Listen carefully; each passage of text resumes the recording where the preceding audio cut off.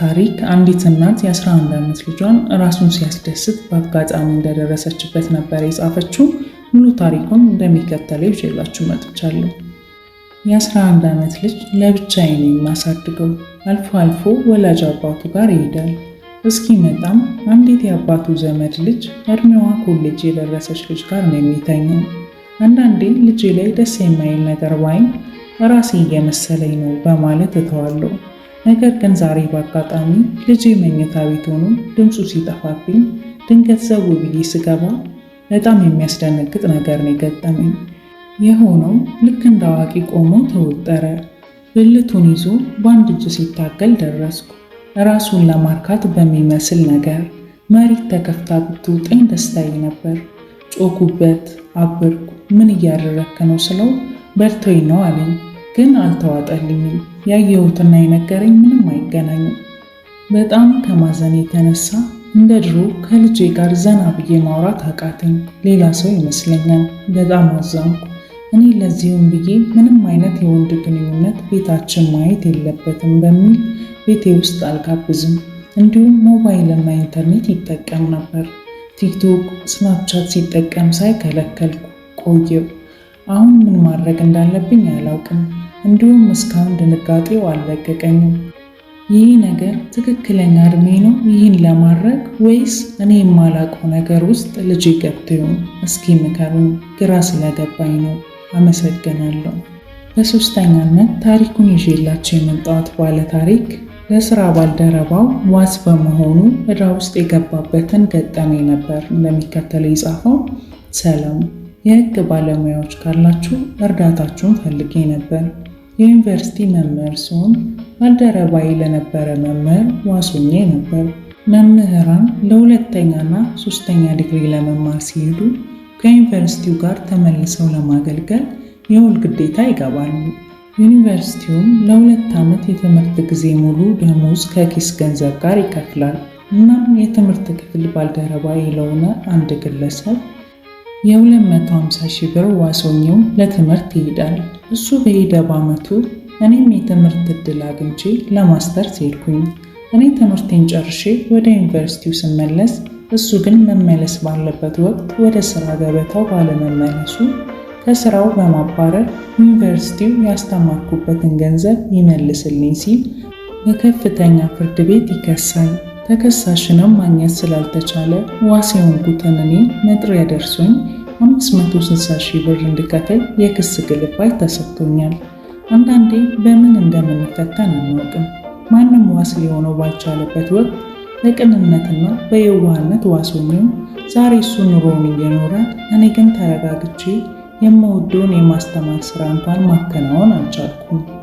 እናም በዚህ ጉዳይ እውቀቱ ያላችሁ ሙያዊ ድጋፋችሁን፣ የሌላችሁ ደግሞ በጸሎታችሁ አስቡኝ ስል እጠይቃለሁ።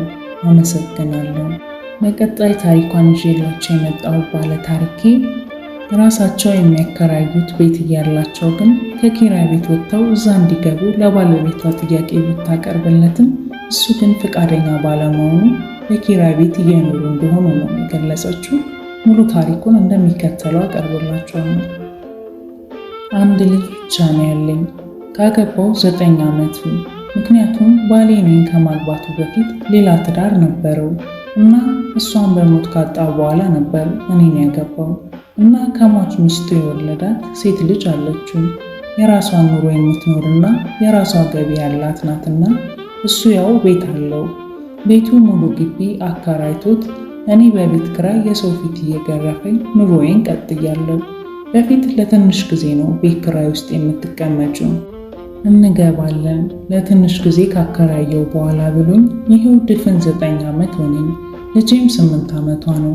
ለምን አንገባም እንደዚህ ብለኸኛል ነበር እንዴ ስለው ምን አገባሽ ከኔ ጋር አብረሽ ሰርተሻል አይመለከትሽም ብሎኝ ያርፍ።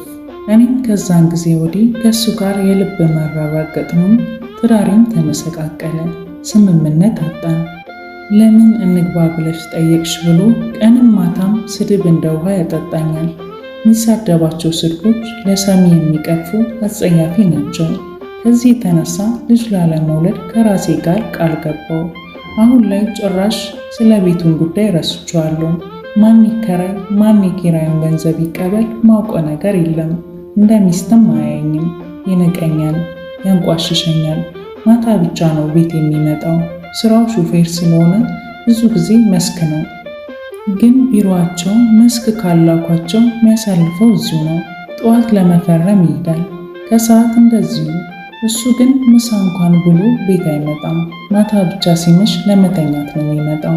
እኔም ከልጄ ጋር እሱም ሶፋ ላይ የሚተኛው። ምንም ያጣሁት ነገር የለም በኑሮዬ። ግን ትዳሬ ውስጥ ደስተኛ አይደለሁም። ጨንቆኛል። ራሴንና ልጄን ለማስመለጥ እያሰብኩ ነው። ስሜን ደብቀሽልኝ እባክሽ በቻናሉ ላይ ታሪኬን አስቀምጭልኝ። ህግስ ምን ይላል በቤቱ ዙሪያ እባክሽ። በመጨረሻ ታሪኳን ይዤ የመጣሁት ባለ ታሪኬ በገጠማት የፅንስ ማቋረጥ ክስተት ወቅት ከልጇ የመጣላትን ጥያቄ ነበር እንደሚከተል የጻፈችው። የልጅ ነገር። የልጄን አስደንጋጭ ጥያቄ የኔና የሷን ምልልስ ላካፍላችሁ። የዛሬ 15 ቀን ነው። በድንገት በተኛውበት ስነቃ በስብሼ ራሴን አገኘሁት። 5 ወር ያለፈኝ ነፍሰ ጡር ነበርኩኝ። ደንግጬ ካልጋዬ ወርጄ ስቆም ጭራሽ የእንሽርት ውሃው ቷ ብሎ ፈሰሰ። ወደ ዶክተር ጋር ሄድኩኝ እና ሁኔታዬን ነገርኩት። አልትራሳውንድ ስታይ ውሃው ፈሶ አልቋል ተባልኩኝ። ፅንሱ መቋረጥ እንዳለበት ተነገረኝ። የተወሰነ ቀን ውሃው የሚቆም ከሆነ አለኝ። 3 ቀን ጠበቅን፣ ግን ይንጠባጠባል። በቀጣዩ ቀን ቀጠረኝ። ተኝተሽ መድኃኒት ይሰጥሽና አመጠሽ ይወጣል ተባልኩኝ። ካልሆነም ራስሽን ለኦፕራሲዮን አዘጋጅ አለኝ። በጣም ከፍቶኝ ቤት ተመለስኩኝ። በተቀጠርኩበት ሰዓት ገብቼ መድኃኒት ተሰጠኝ። በከባድ ህመም ውስጥ ሳልፍ ይውጣ ተብሎ የተሰማኝ ሐዘን ጠፋ። ከ3 ሰዓት ተኩል እስከ 12 ተኩል ቆይቼ እንደ ልጅ ወልጄ ወጣልኝ። አልሐምዱሊላ። እዛው አድሬ ጠዋት ወደ ቤት መጣሁ። ቤት ስመጣ ልጆቼ ትምህርት ቤት ሄደዋል። 9 ሰዓት ወደ ቤት ተመለሱ። ሲያዩኝ ደስ አላቸው። እኔን ሰላም እያሉ በጀርባ ልጅ አለመኖሩን ያዩ ነበር። ትልቁ ዝም ብሎ ወጣ። የእኔ ሴት ግን መጠየቅ ጀመረች። እናዬ ለምን ልጅ አላመጣሽም አለችኝ። እኔም ትንሽ ስለሆነ አይሄድም አሉኝና ትቼው መጣሁ አልኳት። እንዴ እናቴ ባባ እኮ ትንሽ ነበር፣ አንቺ አይደለሽ ከሐኪም ቤት አምጥተሽ እያጠባሽው ያሳደግሽውና ትልቅ የሆነው አለችኝ። በጣም የገረመኝ የባባን ውልደት ማስታወሷ። እሱ ሲወለድ የ3 ዓመት ልጅ ነበረች። አይ ከባባም ትንሽ ነው አልኳት። እና ስለሞተ ነው የማይመጣው አለችኝ። ደነገጥኩኝ፣ ከፋኝም። ወይ ልጅ አልኩኝና በቃ ተጫወቺ እኔም ልተኛ ብያት ወጣች። ልጆቻችን የማስታወስ ችሎታና ነገሮችን አለመዘንጋት ገረመኝ። አሁን ከተኛውበት እየመጣች እና እያይዞሽ እሺ ሌላ ልጅ ሌላ ጊዜ ታመጫለች ትለኛለች። አላህ በተሻለውና በምርጡ ይተካል። አድማጮቼ ለዛሬ ይዤላችሁ የመጣኋቸው ታሪኮች እነዚህን ይመስሉ ነበር። በታሪኮቹ ዙሪያ ያላችሁን ሀሳብ፣ ምክር፣ አስተያየት በኮሜንት ሴክሽን ላይ አስቀምጡልኝ። መልካም ጊዜ